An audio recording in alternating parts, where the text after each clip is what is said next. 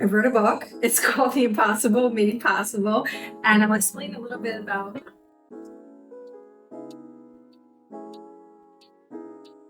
Hey everyone, I hope you're all doing well and getting super excited about the Super Bowl that's coming up. I know everyone in Philly is definitely excited for Philly too. So making this video as part of the updates that I've been making about some of the things that I did during COVID, moving to Puerto Rico, starting a new life here, taking the bar exam for federal court, and working on business infrastructure. So this video in particular is an update about kind of where I left off. So I told you about moving to Puerto Rico and what that experience was like. Just before that, starting my own practice in 2018 and what the first few years of that was like, taking the bar exam in Puerto Rico for the federal court so I can continue my work here. So I left off, and that was probably December of 2022 is when I took the exam that I ultimately passed. I didn't get licensed until June because it takes a few months. But after passing the exam in December of 2022, I decided that I was going to dedicate 2023 to infrastructure. So kind of refining infrastructure, which means like how my practice functions in 2023, and also using the things that I've learned over the years to give back to my colleagues. So initially I thought about doing some consulting, but also creating materials. One of the things that I created in terms of materials was this book. It's called The Impossible Made Possible, and I'll explain a little bit about what I mean by that. And it says mapping your disability law practices path to proactive success. And it was published in 2024, April.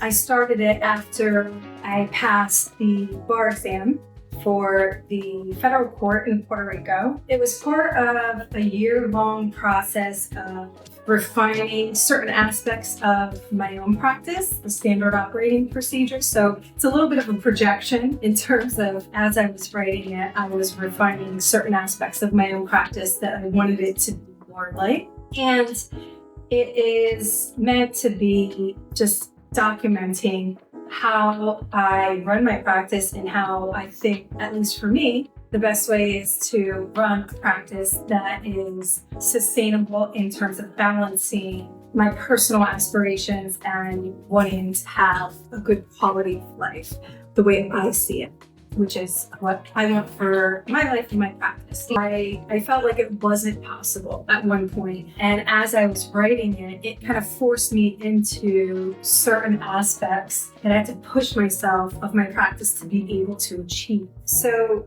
that's why I call it The Impossible Made Possible, because it was impossible for me, or at least I thought it was impossible for me to be able to have a practice that was actually economically successful, meaning that, I'm able to pay the bills, I'm able to support myself. And that's very personal too, right? So for me, I felt like, success in that way, it doesn't necessarily mean that I have to be making tons of money, but I have to be able to support myself and the people that work with me. So that to me is economic success. And that to me as well, to be able to work in a way that I find to be healthy, to be able to ease into my day, to be able to have a flexible schedule, to work out, to do activities, to take care of my elderly dog and do things that I enjoy versus spending all of my time working or thinking about work, which historically has been my story. Back in my Philly days, I was writing about 10 years ago for the Legal Intelligencer, for the American Bar Association. I wrote a lot about using technology in practice and different aspects of how I thought the future of practice was going to be or should be, in my opinion. And that was creating a balance between taking care of yourself and actually fulfilling your own purpose and having your goals and your dreams, but practicing in a way that I felt was more sustainable. So that's how I built my career, and that's how I practice, and that's what this book is all about. So To give you kind of a little bit of a backstory, I was writing in the Legal Intelligencer regularly, ABA publications about two specific subjects. And throughout my legal career, I always wrote about using technology in practice. I remember, more than 10 years ago, I was bringing an iPad, to court and a laptop. I think I even got in trouble one time because I had like a personal hotspot. This is before they were on your phone. And the judge didn't know what it was, and she was like confused and upset about it. So I always wrote about or implemented technology in my practice long before COVID. And I always talked about work-life balance and what that looked like for me. Although I wasn't able to achieve it in a real way until more recently having my own practice. And actually a few years after having my own practice, it took a while to be able to experience the freedom that I knew I always wanted and I wrote about 10 years ago. So it starts off talking about how the traditional, what I call the traditional burnout model, and kind of like a day in the life of a disability law firm owner, which is chapter 1. And so it's a super quick read. I don't even think it's 100 pages, the entire book. Let me just double check. When I was what they call baby lawyer, or at least I used to call it baby lawyer. When I first became a lawyer and when I was in law school, we would talk a lot about like what the expectation was. And the expectation was you work all the time, especially in a billable hour requirement, which is how I started out. From the time you wake up to the time you go to bed, at least during the week, I felt like the expectation was you're working and in the billing. And then if you're working in a firm that is not billing, I felt like working in private practice, the expectation was that you're available, that you're working, that you're networking. There wasn't a whole lot of emphasis, in my opinion or my experience, on real self-care. When I say that, I'm not talking about going and like getting my nails done. I did that when I was burning out. I'm talking about like my wants. When it comes to self-care, is like making sure that I'm taking care of myself, cooking for myself, right? Or making sure that I'm moving my body and exercising, making sure that I'm doing activities that are completely unrelated to work that I enjoy. Or, real self-care, which I still struggle with sometimes, is being able to just exist without feeling the guilt or pressure or having thoughts about work, productivity or efficiency, or just being able to enjoy my time and be present. Kind of felt impossible or like a luxury at one point in my career, because there's a lot of pressure on lawyers, especially depending on what kind of lawyer you're in or who you work for. There's a lot of expectation for productivity.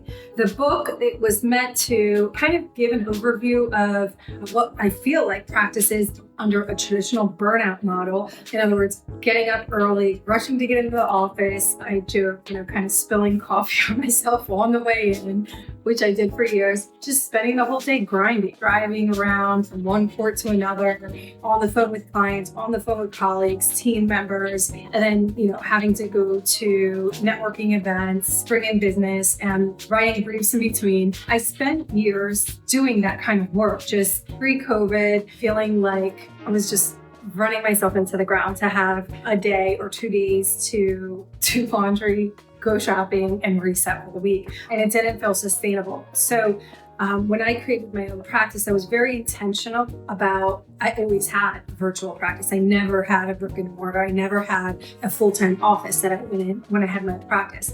And so that's what this book is about. It's about building a virtual practice. I've always felt like I wanted to have a balance in my career. And I wrote about it 10 years ago, and I wasn't able to immediately achieve that, meaning have a career or have a job where I could feel like I could really take care of myself and have control over the economic expectations that I set for myself, and at the same time have a flexible schedule, a quality of life that I felt like I needed, and I wanted to be able to take care of myself in a more meaningful way than just being able to wear nice clothes, get my nails done, that sort of thing. That's not the kind of self-care that I wanted. I wanted a whole different level of self-care. I want to be able to take off on a weekday afternoon to go do something fun, or have job flexibility where I can ease into my day, start a little bit later if that's what my body tells me that I need to do or I want to do. but at the same time, taking care of my clients and running a practice where we're getting great results and we're economically sustainable.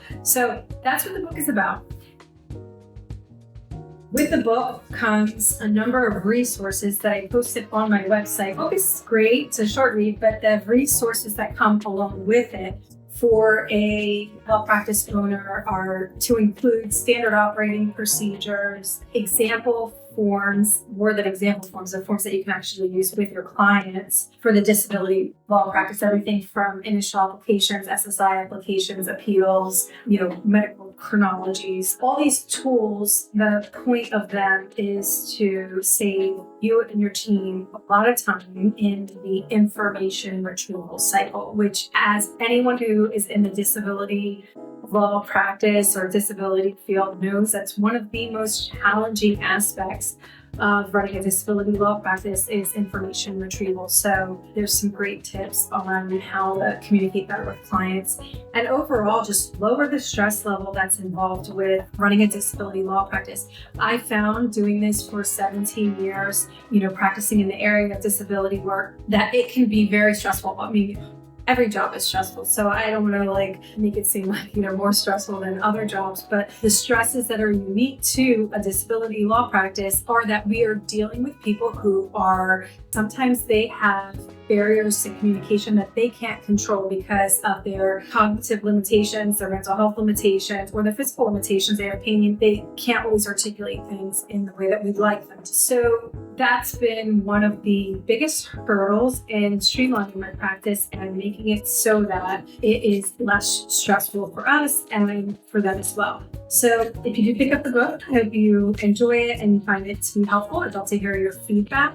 Everything that would be needed to run a virtual online law practice, specifically for disability benefits, I'm sure it could be potentially helpful for other businesses as well, specifically law practices, but it is mostly the theme of the book is a disability law practice because there are intricacies and unique aspects of it. So if you're a disability law firm owner, or even if you're just curious about how to run a business that works for you, the principles in this book may be helpful for you, along with the materials that come with it. So I hope you found this information helpful, and see you on the next one.